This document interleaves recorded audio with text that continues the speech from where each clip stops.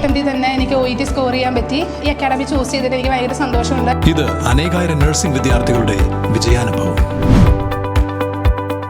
For admissions call 7594054282.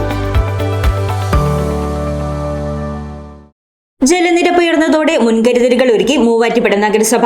താഴ്ന്ന പ്രദേശങ്ങളിലെ ജനങ്ങളെ മാറ്റിപ്പാർപ്പിക്കുന്നതിനായി 3 ക്യാമ്പുകൾ നഗരത്തിൽ പ്രവർത്തനം ആരംഭിച്ചു.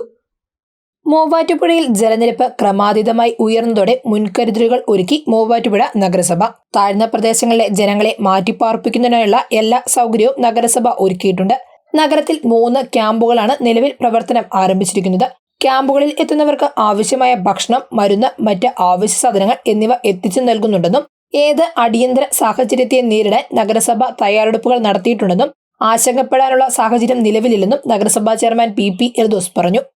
മൂവാറ്റുപുഴയാറിലെ ജലനിരപ്പ് ക്രമാതീതമായി ഉയർന്നു വരികയാണ്.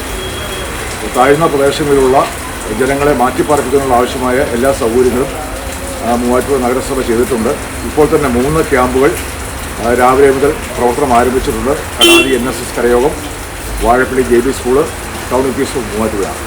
കൂടാതെ നമ്മുടെ കാവുങ്കൽ പ്രദേശത്തെ ബന്ധിപ്പിച്ചുകൊണ്ട് വനിതാ സെൻ്റർ കൂടി ആരംഭിക്കാനുള്ള ശ്രമമാണ് നഗരസഭ നടത്തിക്കൊണ്ടിരിക്കുന്നത്. ക്യാമ്പിലെത്തുന്ന മുഴുവൻ ആളുകൾക്കും 3 നേരത്തെ ഭക്ഷണം ഉൾപ്പെടെ ആവശ്യമായ മരുന്ന്, മറ്റെല്ലാ സൗകര്യങ്ങളും ഒരുക്കി നഗരസഭ മുന്നോട്ട് പോവുകയാണ്. ഏത് അടിയന്തര സാഹചര്യത്തെയും നേരിടാനുള്ള തയ്യാറെടുപ്പിലാണ് നഗരസഭ. ജനങ്ങൾക്ക് ഭീതി അകറ്റി മുന്നോട്ട് പോകാനുള്ള സാഹചര്യം ഉണ്ടാകണം. ആശങ്കപ്പെടാനുള്ള ഒരു സാഹചര്യവും നിലവിലില്ല. ക്യാമ്പിൽ കഴിയുന്ന ആളുകൾക്ക് എലിപ്പനി ഉൾപ്പെടെയുള്ള രോഗങ്ങളെ പ്രതിരോധിക്കാനുള്ള പ്രതിരോധ മരുന്നുകൾ ഉൾപ്പെടെയാണ് ക്യാമ്പിൽ സജ്ജമാക്കിയിട്ടുണ്ട്. അങ്ങനെയുള്ള കാര്യങ്ങൾ എല്ലാ ജനങ്ങളും സഹകരിക്കണം എന്ന് അഭ്യർത്ഥിക്കുന്നു. ക്യാമ്പിൽ എത്തുന്നവർക്ക് എലിപ്പനി ഉൾപ്പെടെയുള്ള രോഗങ്ങൾ പടർന്നു പിടിക്കാതിരിക്കാനുള്ള പ്രതിരോധ മരുന്നുകളും സജ്ജമാക്കിയിട്ടുണ്ട്. Kadathi NSS Karayogam, Vazhappally JB school, town UP school എന്നിവിടങ്ങളിലാണ് നിലവിൽ ദുരിതാശ്വാസ ക്യാമ്പുകൾ തുറന്നത്.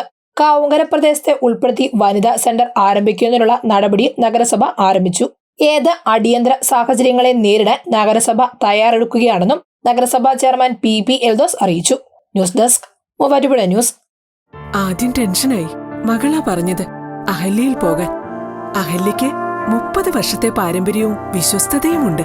അഹല്യയിലെ വിദഗ്ധരായ ഡോക്ടർമാരുടെ ചികിത്സ കൊണ്ട് എനിക്ക് എന്റെ കാഴ്ചശക്തി പൂർണ്ണമായും തിരിച്ചു കിട്ടി. ഇപ്പൊ എനിക്ക് ഈസിയായി വായിക്കാം. നേത്ര സംരക്ഷണത്തിന് നമ്മുടെ Ahalya. Ahalya foundation eye hospital, കേരളത്തിൽ എല്ലായിടത്തും.